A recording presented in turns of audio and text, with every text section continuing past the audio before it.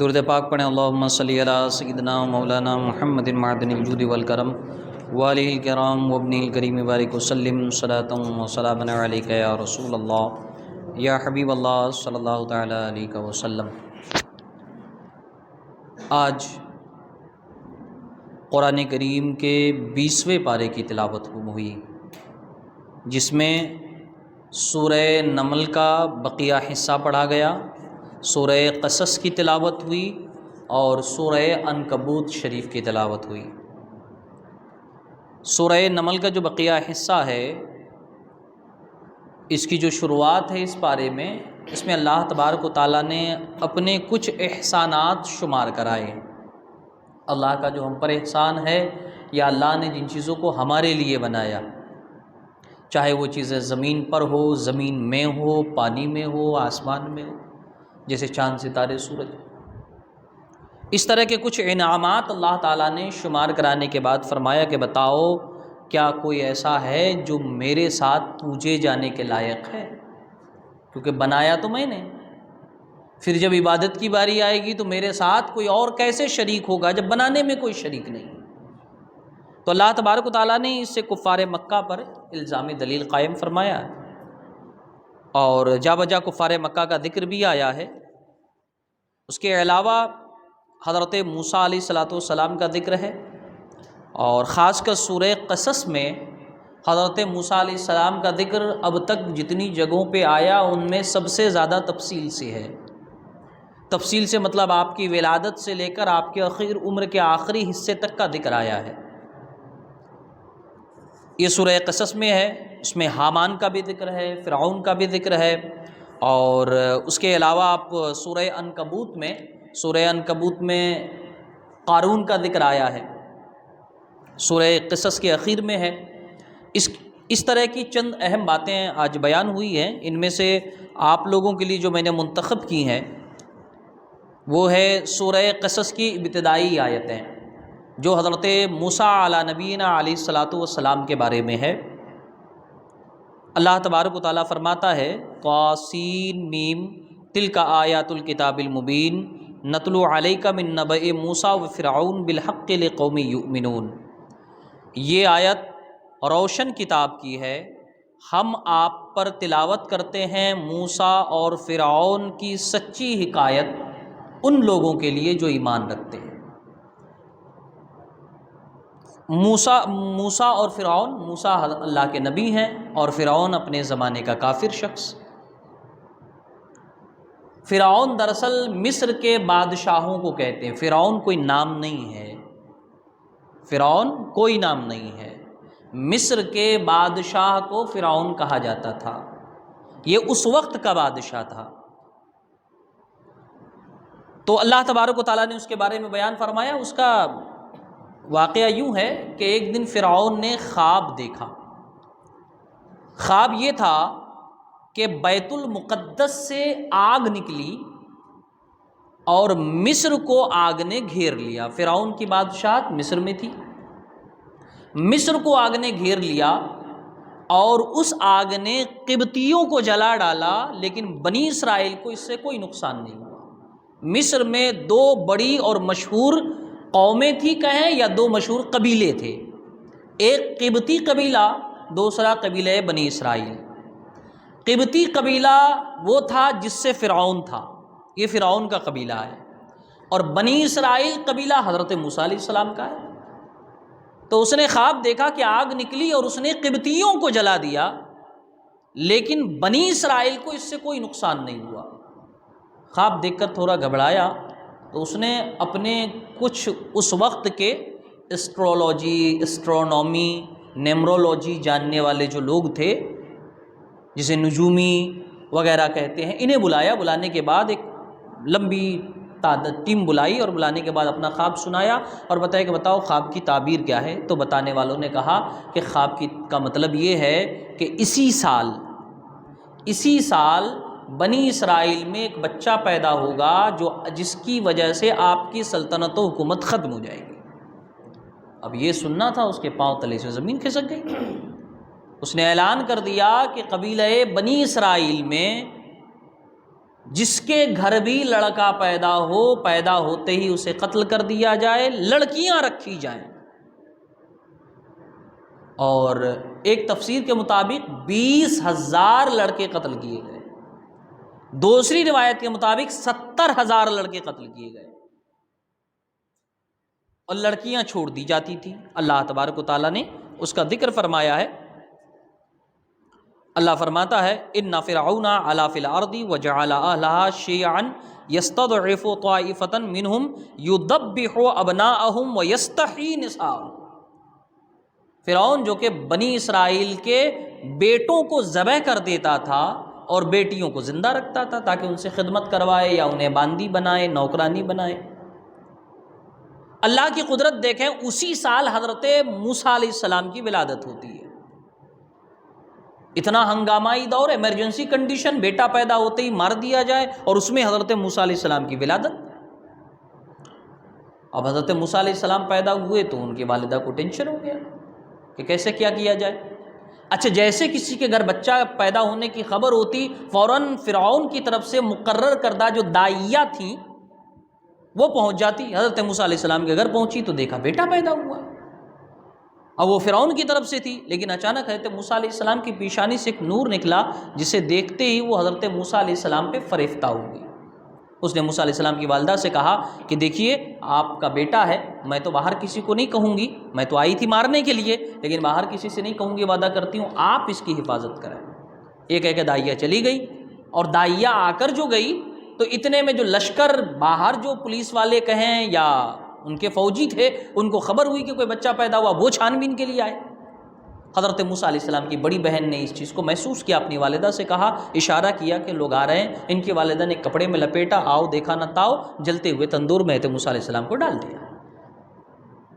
وہ فوج اندر داخل ہوئی، پورے میں چھان بین کیا، کہیں اب تندور میں کون دیکھنے جائے گا، کہیں نہیں، نکل کے چلی گئی۔ آپ دوڑتے ہوئے اس کے بعد گئیں تو دیکھ رہے ہیں کہ حضرت موسیٰ علیہ السلام آگ پر لیٹے کھیل رہے ہیں۔ اللہ تبارک و تعالیٰ جس کی حفاظت فرمانا چاہے اس طرح حفاظت فرماتا ہے۔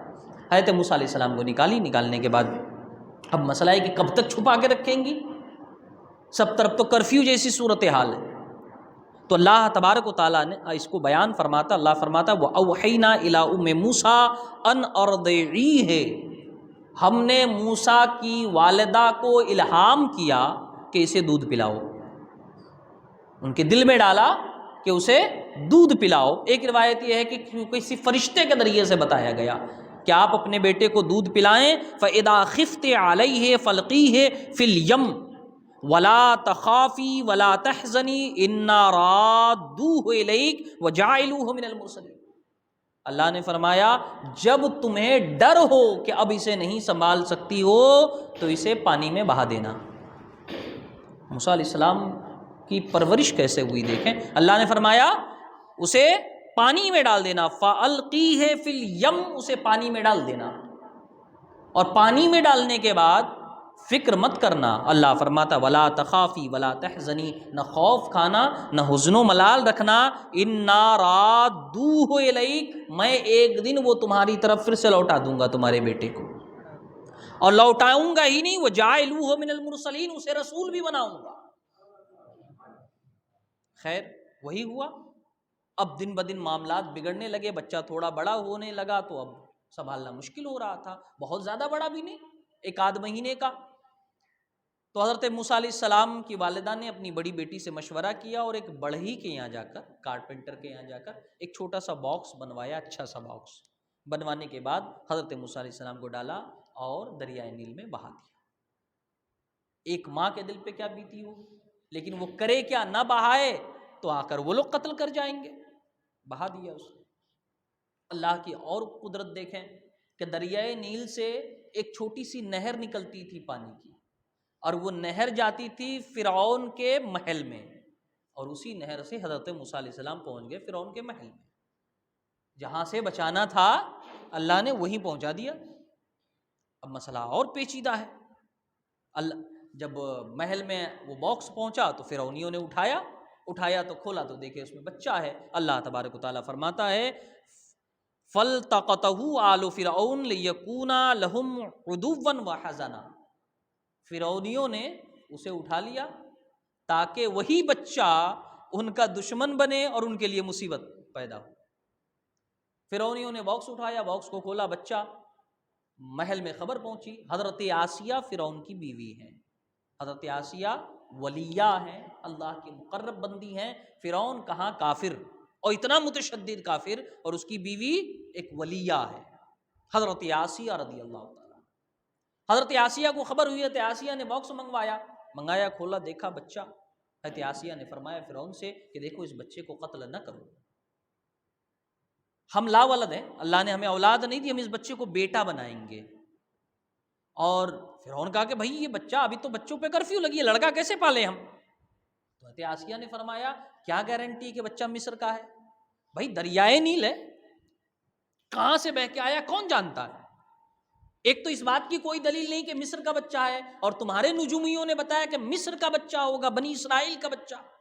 اور دوسری بات دیکھو، یہ بچہ بڑا دکھ رہا ہے، کم از کم 1 سال کا تو ہے، اور تمہارے نجومیوں نے کہا کہ وہ بچہ اسی سال پیدا ہوگا، اور اس کی عمر تو 1 سال لگ رہی ہے۔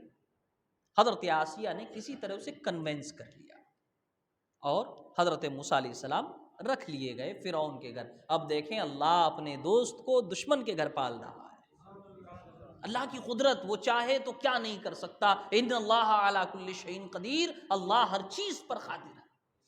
دوست کو سب سے بڑے دشمن کے گھر پال رہا ہے۔ اب مسئلہ ہوا کہ بچے کو دودھ کون پلائے، تو دودھ پلانے کے لیے دائیاں بلائی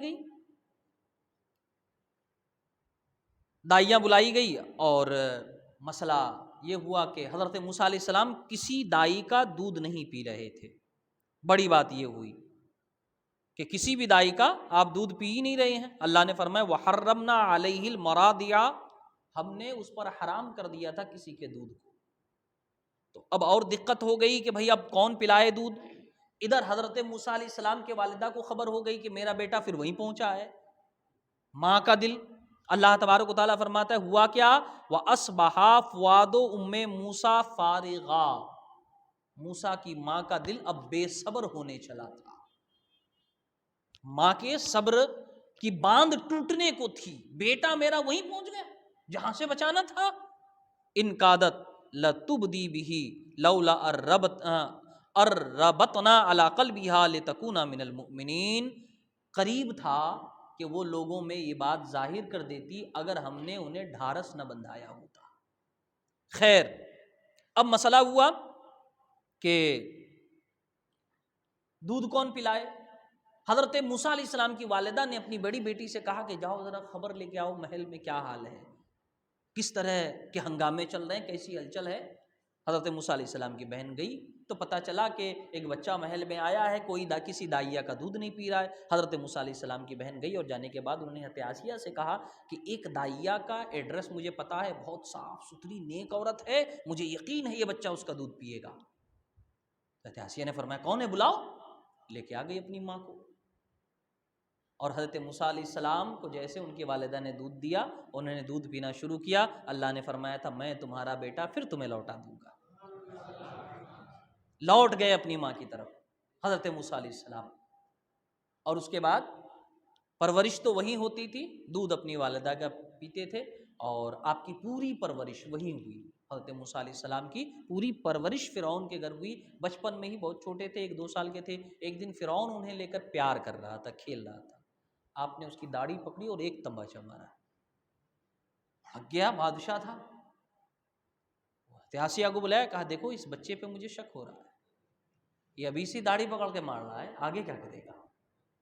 آسیہ کہنے لگی کیا تم بھی چھوٹا بچہ، 1-2 سال کا بچہ ہے، اب اس کے پیار کرنے کا انداز ہی وہی ہوگا۔ نہیں نہیں نہیں، مجھے اس بچے پہ ڈاؤٹ ہے، مجھے اس بچے پہ شک ہے، یہ کہ یہی بچہ وہی تو نہیں ہے۔ اب بڑا مسئلہ، کہا میں اس بچے کا امتحان لوں گا، 1-2 سال کا بچہ، اس کا امتحان لے گا، میں امتحان لوں گا۔ کیا امتحان لینا ہے؟ تو کہا کہ ایک تشت میں دینار منگاؤ، سونے کے سکے رکھو، دوسرے تشت میں آگ کے انگارے سامنے رکھو، دیکھتا ہوں کس میں ہاتھ ڈالتا ہے، اگر وہ آگ چھوڑ کر سونے میں ہی ہاتھ ڈالتا ہے تو مطلب یہ ہے کہ یہ عام بچہ نہیں ہے، اور آگ میں ہاتھ ڈالے گا تو ٹھیک ہے، بچہ ہے اس کے لیے سونے سے زیادہ چمکنے والی آگ ہے، تو بچے کی طبیعت ہوگی ادھر مائل ہونے کی۔ تشت منگائے اور حضرت موسیٰ علیہ السلام کو لے کر بیٹھ گئے۔ سامنے کے ہاتھ کس پہ؟ حضرت موسیٰ علیہ السلام نے سونے کی طرف ہاتھ بڑھایا، اتنے میں حضرت جبرائیل آئے اور ہاتھ پکڑ کر انگارے پر ڈال دیا۔ حضرت موسیٰ علیہ السلام نے انگارہ لیا، منہ میں رکھ لیا۔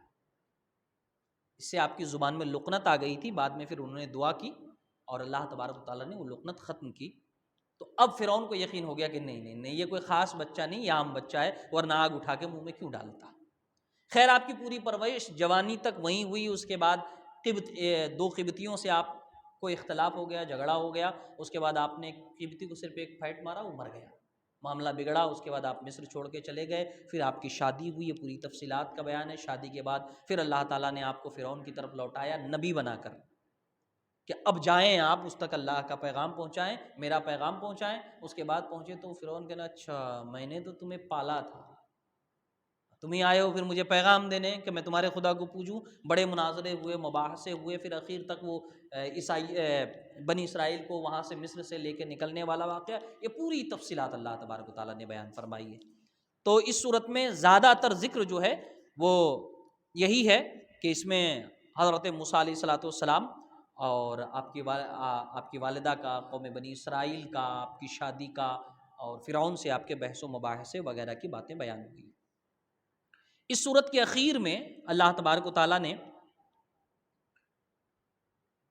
قارون کا ذکر کیا ہے۔ قارون کے بارے میں آپ لوگ جانتے ہیں، قارون کا خزانہ بڑا مشہور ہے۔